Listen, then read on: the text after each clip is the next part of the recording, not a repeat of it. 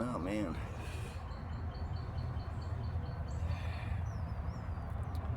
You know, there's somebody that I want to talk about on here, but just memories. You know, Scott, this guy I work for. You know, I'm not gonna tell you exactly where he, what company he owns.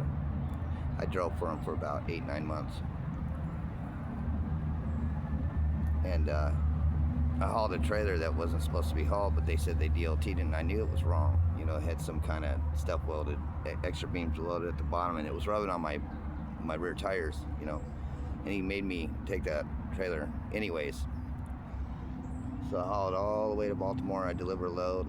I pick up another load, and it ripped my mud flaps off. This fucking trailer was a headache. So it's coming into Philadelphia, and pulled over, and I called Dave, the dispatch at that time,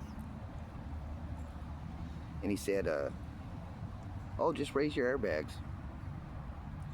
So I get out there and I started messing with the leveling valve, you know, and I was starting thinking, well, shit, if I raise this fucking airbags, trailer's gonna hit that bridge in Philadelphia, you know, 13.6, 13.2, whatever the fuck it, 13.6 is all you can get underneath a bridge, you know, with any trailer, you know, that's not an oversized, but you can't go 13.2, you'll take the top off. Some people have done that, so, you know, retarded. I got to thinking, lose my airbags, huh? So I didn't do it. So I ended up driving all the way back to Illinois, to my dad's house, to get my mud flaps welded back on. Because it bent them, it broke them, so you weld them back together. And, you know, we did that over at his house on their truck, you know.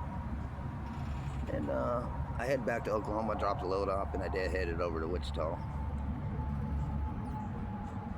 I get in the yard, I back into the dock with that fucking trailer, and he tells me, "We didn't think you were gonna make it back." I said, "Really? I didn't think I was gonna do some stupid shit you told me to do on the fucking phone there, Dave. Just to fix my fucking mud flaps. And I want the information on this trailer and that dick down the street. Did the DOT on it, forgot to look at the plates. The plates were way outdated by like 8 fucking months, okay? They still made me take that trailer. And I just thought, you know, why would he say that? And when I got home, I found out from a state trooper that this guy was under investigation for a black guy that had died behind a wheel of a truck, and they thought it was awful suspicious. But I've never heard anything come of that, and, you know, I thought that was a little suspicious. So the guy races me up to Vernon to go pick. I went to pick up this load, and he put 4-foot bags on the front nose of the trailer and 9-foot sacks on the back, which is totally illegal.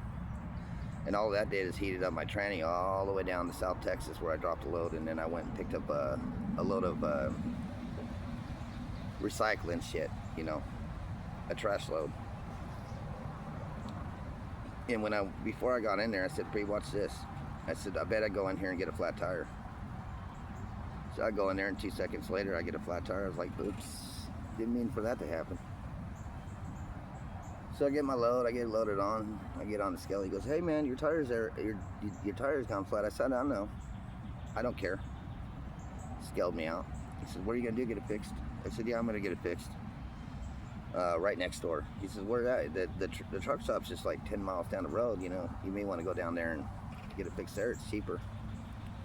I said, "I'm sure it is cheap, but according to the DOT, I got to pull over into the next safest spot and get it fixed right away." That's what I did. And the Mexican that came out to work on it, I said, "You know, the inner tire's looking a little low. It's, you know, it looks like it needs to be changed too." He goes, "Oh yeah, it does." He goes, he pokes a hole in it, and he says, "Now you got 2 flats." I said, "Yeah, I know I got 2 flats. Will you fix them?" So 2 recap tires cost $943. And that morning, before I even picked up the load, I stuck like $1,200. No, not $1,200, about $960 in fuel. And I pumped that sucker as much as I could. I started driving up because I realized he only get $750 for the load. And I got up towards Wichita Falls, where I got to the yard, and I put another $300 a field, so it did come up to $1,200. Plus, I made him give me an advance for $150. And when I asked him for the advance, he was like, "Kane?"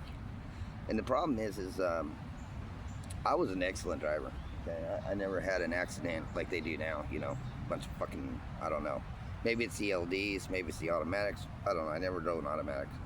It's not my cup of tea. But I just thought it was pretty interesting all these years. I keep thinking about. That's why I won't give you your name. I won't give you the company name because